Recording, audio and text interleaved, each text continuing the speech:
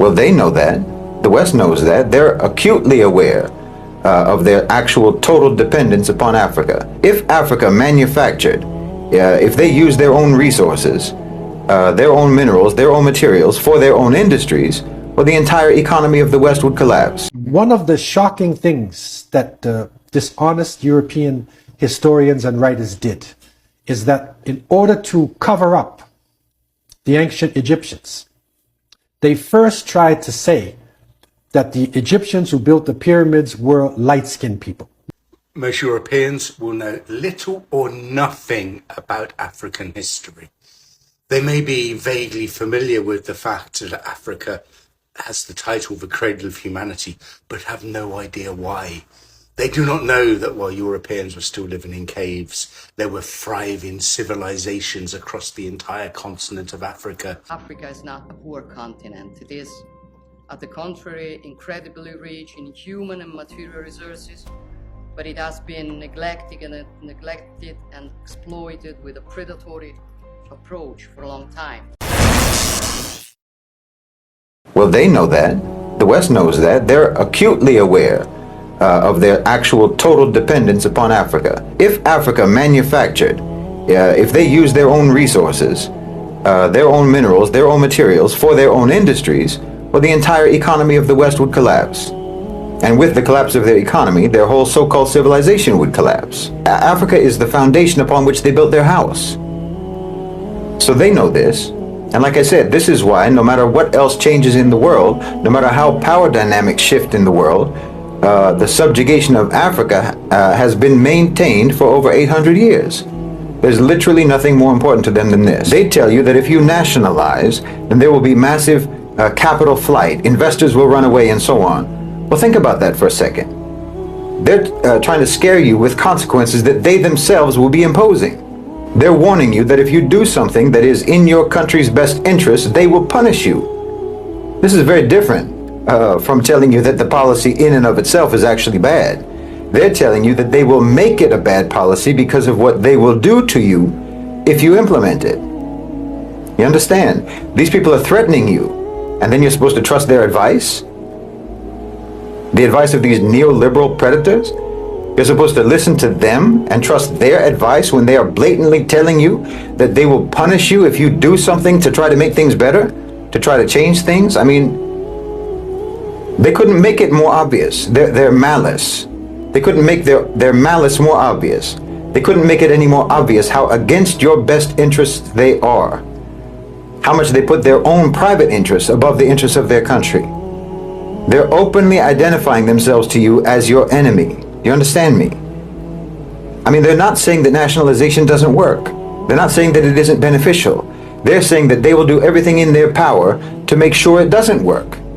They're saying that they will sabotage nationalization for their own sake, for the sake of their own profit interests. And still you let this type of people have a say in policy discourse? Well, that's humiliating. They hold you in contempt and they don't even hide it. I mean, for instance, the nationalization of key sectors, such as mining, such as energy and finance. This is essential to try to break the stranglehold of foreign capital on your country, and to ensure that the country's resources are actually used for the benefit of the people and for the benefit of the domestic economy. The countries in the global south, in fact, they're in a position today to actually dictate the terms now. If Westerners want to pull out their capital, so say you nationalize. Okay, if Westerners want to pull out their capital, they want to withdraw their investments. Okay, go ahead. Dig around in your own lands for the minerals you need to make your stuff. And good luck to you. And all the global south countries, it's time for them to break away from this paradigm. Break away from Western domination and start implementing all of those policies that they know perfectly well will benefit them, whether America likes it or not. I mean, can you imagine if the Gulf countries didn't put their oil sector under government control? Where would they be now? But look at where they are now. Look at the amount of capital they have now. No, this millennium-long system of subjugation needs to come to an end. And it really doesn't matter if the road to liberation is a little bit rocky. I'd rather be traversing a rocky road than be buried under the rubble, which is where the West has kept Africa for centuries. This is the richest and most important continent on the planet. And the West stole your riches and they stole your importance, and they've been an imposter on the throne for far too long. It doesn't make any sense to be afraid of someone whose power is actually dependent upon you. That's a psychological power, not an actual power. They have a psychological power over you. But every element of their real power is completely derived from you yourselves. It's like your hand is on the tap that the hose is attached to that they use to waterboard you. And all you have to do is turn it off. One of the shocking things that dishonest European historians and writers did is that in order to cover up the ancient Egyptians, they first tried to say that the Egyptians who built the pyramids were light-skinned people. Now, when you look at the dynasties, you see the Old Kingdom. This is 3000 BC. Then you see the Middle Kingdom. This is coming, around 2000. Then you see the New Kingdom, which is coming, right before AD. Right? And that is when the Romans came in and when the Greeks came in. And so when the Romans came in, you find that they imitated the Egyptians. And so Cleopatra was a title. There was a number of Cleopatras. Right. And they were actually people of European descent. So there were European people who were sitting in the thrones like the pharaohs. And much of the artifacts and mummies that you get in the museums are from the New Kingdom. I see. It's not from the Old Kingdom. Right. So it's the New Kingdom. So people get confused and they say, well, these are Egyptian things. Yes, but these are after 3,000 years had gone by of their major pyramid building, 5,000 years of their civilization. Then these people come in right at the end, right? And so that was the first lie, that they are Indo-European people. The second lie, which is even greater than that, is that they said, we cannot attribute this civilization to black African people, so we will say it was aliens who flew down on Earth, better alien built the pyramids, right, and then flew back in space. And so now you have children watching Stargate and other programs thinking, no, this pyramid couldn't be black people. Wow. How can they build something like that? That's how much hatred they have. Right. It's an alien who came down, subjugated the people, built the pyramid, and then flew back out in space. Yeah, that makes more sense than black people. That makes more sense. Yeah. But the hardcore evidence, and that's where our young people need to study history. Don't get caught up with the story of the aliens or the story of the mutant creatures. Right? No, let us get caught up with the history of our peoples. Right. History of humanity, the great achievements made in Africa. And that is the reason why Carter G. Woodson and the people developed Black History Month. And that was, to highlight these achievements. And this is not to say the achievements did not happen in China, in India, in Europe, in the Americas. No. But let's take, a hidden part of history. Let's uncover a legacy. And let's give it to the world. And that is where, as a Muslim, as a person of African descent, I celebrate this time.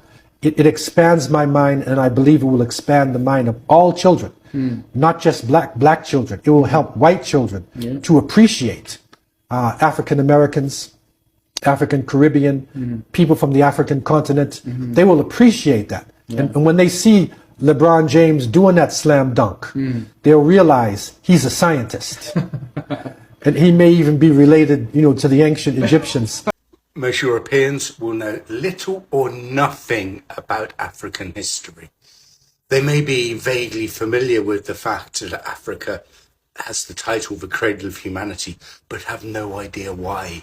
They do not know that while Europeans were still living in caves, there were thriving civilizations across the entire continent of Africa.